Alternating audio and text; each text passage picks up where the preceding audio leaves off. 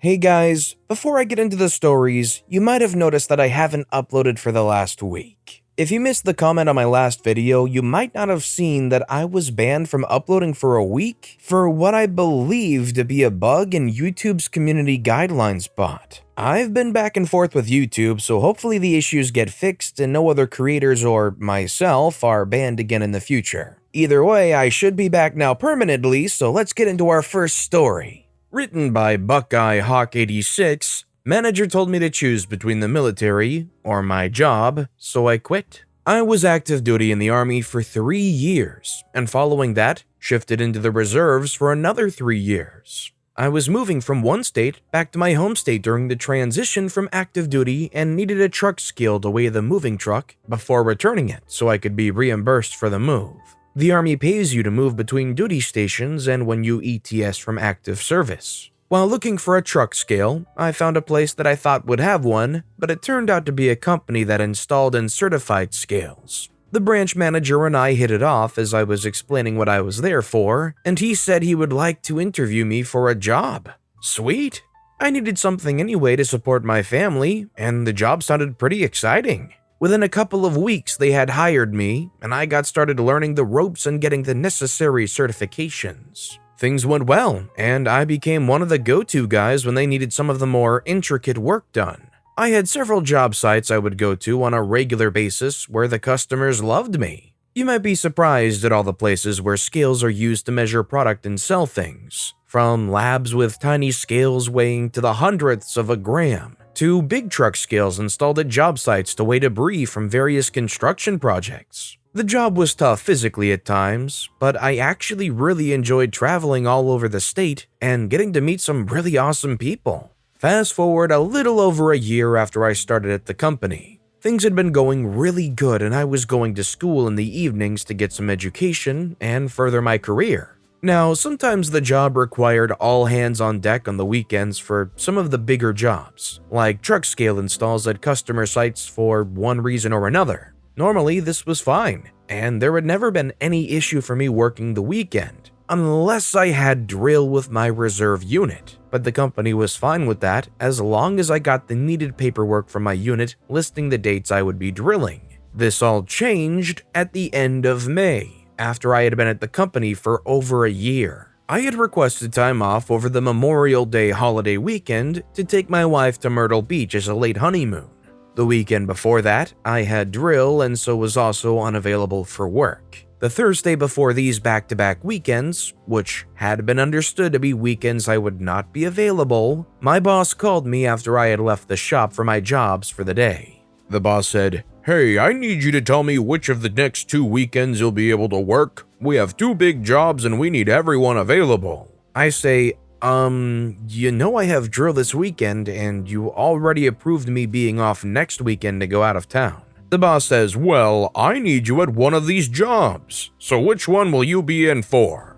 I say, "I can't this weekend because drill is mandatory. And if I cancel the hotel that I have booked next weekend, it's gonna cost me money in cancellation fees." The boss says, "Look, we work in customer service. If you can't be available to work, then maybe you should look for a job not in customer service. Call me back or let me know when you get back to the office which weekend you will be working." This call was at like 8:30 in the morning, and I still had several jobs to do for the day. I called my wife and told her what happened and that I might just quit. She said I should do what I thought was best and maybe it would be a good idea to focus on school more and try to find something where they were not going to treat me like that. I spent the rest of the day contemplating what to do, and by the time I got back to the office that afternoon, I had made up my mind. I walked into the boss's office. I said, "I thought about what you said this morning and you were absolutely right. I quit." The boss says, "Whoa, don't be hasty. I can work it out so you're good the next couple weekends and don't have to worry about the jobs." I say, "I already made up my mind. You tried to hold the fact that I have drill over my head and make me work the weekend you knew I was taking my wife out of town."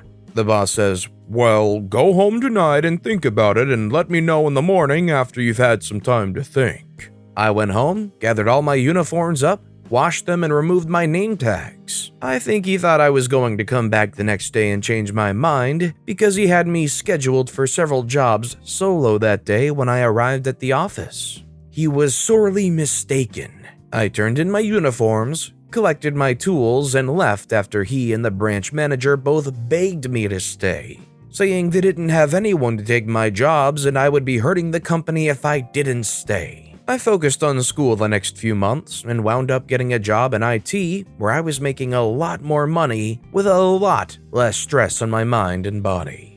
This is definitely a moment where you have to say good for OP for standing up for themselves. The unfortunate thing is a lot of people who find themselves in situations like these might not have the flexibility to actually quit a job and still be alright. If you guys had a boss like this that tried to bend you over backwards, do you think you'd end up kind of caving into it, or do you think you'd stand up for yourself like OP did? Let me know in the comments down below. Our next story is by Blinkbolt. Store manager said they wouldn't take my check. This was back around 1996 or 1997. I went into what was, at the time, a major computer and electronics store. I had my heart set on buying a particular laptop. I had done my research and they had the exact one I wanted. It was a Saturday and I was looking forward to spending Sunday getting it all ready to take to work Monday. Our company only provided desktop computers, and having a laptop meant I could take work home with me and not have to remote in as much over dial-up modem and waste time downloading things. I could already envision how I would become the very model of productivity. I picked up the laptop, plus laptop bag, Ethernet card, PC MCIA, and modem card. The total price for everything was around $2,800. This was back when large purchases were still routinely made by check.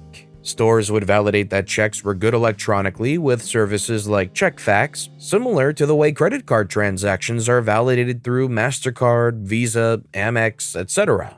Well, the store's modem was down, and they could not connect to whatever system they used to validate checks. I had a debit card, but back then there was like a $200 daily limit on how much you could charge on your debit card. I know, the Stone Age, right? I told the store manager that there was a number from my bank you could call. It was conveniently on the back of my debit card, and they would provide verbal authorization over the phone. The salesperson, who would get a commission for the sale, already had the bank on the line.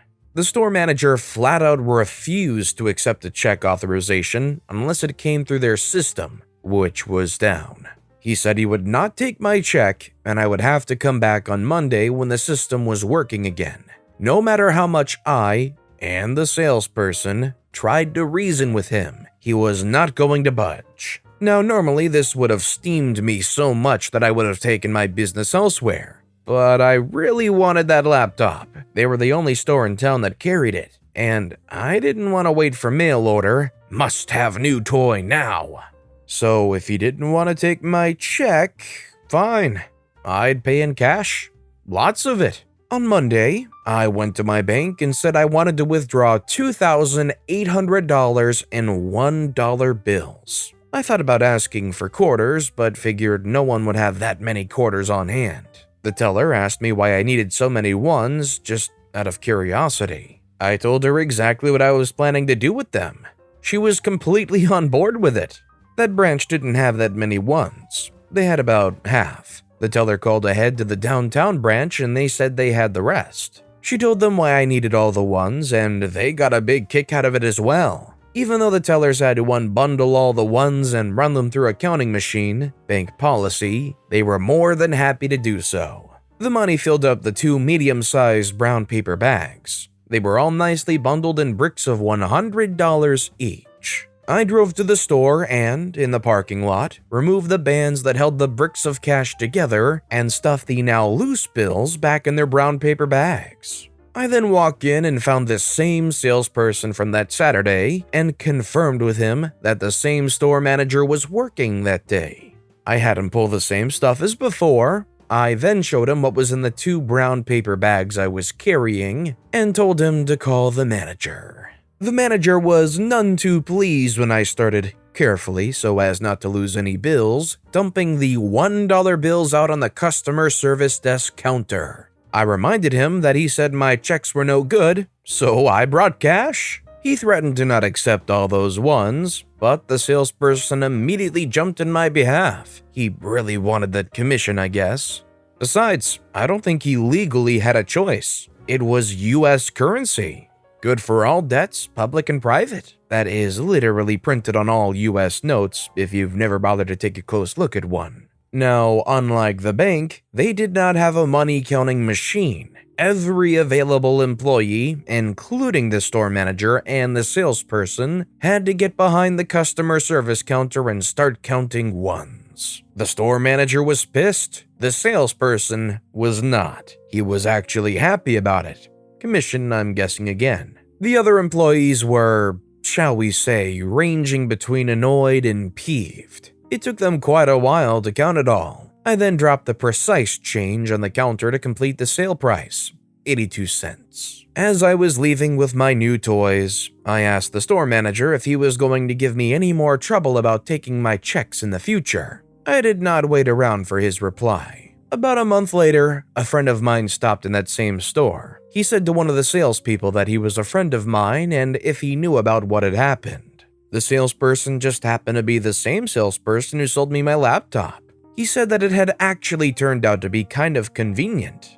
They put all those ones in the safe, and ever since, they had not had to send anyone to their bank once to pick up $1 bills to make change. We always love a happy ending. I feel like the whole "I need it now" is such a good example of human nature. When you see that new piece of tech or that prize or that gift or just the thing that you want so dearly right in front of you, you can literally hold it in your hands. You don't want to wait for mail order, you don't want to wait for a week-long shipping or even more than a week. You want to go down to the bank, get 2,800 $1 bills and get it today. And our final story of the day is by EFPig75. The company appreciates your long and devoted service. Have a frying pan. I worked in the London office of a large, respected, and well-known international but US-based organization who like to profess/believe/pretend they were a caring, sharing, benign, and PC employer who truly cared about members of the corporate family and only had our best interests at heart while they shafted us. The usual: years of pay freezes for us proles, job vacancies unfulfilled doubling our workload, essential equipment left obsolete, etc., etc. While the bosses gave themselves increasingly huge bonuses, fancy titles, and perks. They were particularly proud of their corporate employee service recognition award scheme, which had its own dedicated catalog and latterly website, where on achieving so many years of serfdom, a choice from a new cornucopia of appreciative gifts would be lavished upon you, with due ceremony, along with a poorly mimeographed certificate of service. I failed to keep a hard copy, which I regret, but certain items we could select remain seared in my memory. 15 years service, for example, could be rewarded with a ring containing a 0.01 carat black diamond, aka coal. Another option at 25 years could be an orange cast iron skillet. You get the picture. Another was something only available to our US colleagues for whom there was no mandatory retirement. 60 years service could earn you the ultimate, a cheap Chinese-made 16-speed racing bicycle. Given that at an absolute minimum, you'd have to be 76 to get this, the black joke was that you were encouraged to ride it in heavy traffic in order to rid the company of their pension obligations. Which brings me to our little collective attempt at malicious compliance. It took the company several years to cotton on, but when a home gymnasium setup strangely became available as a 25-year service award, it immediately became the go-to choice of all my worldwide colleagues. Why? Not for any desire for fitness, but because all these things had to be sourced and shipped from the States. Shipping for a crappy but hugely bulky and heavy weight frame, and all the weights to Sydney, Delhi, Ulaanbaatar, or wherever, probably cost the company at the very least 20 times the value of the item, not to mention the customs duties and import fees. I think this went on for about 5 years before the bean counters clocked it. Myself, I missed out. and had to settle for the orange frying pan to remind me how much they valued my 25 years of servitude. It's mounted on the wall for my grandchildren to revere.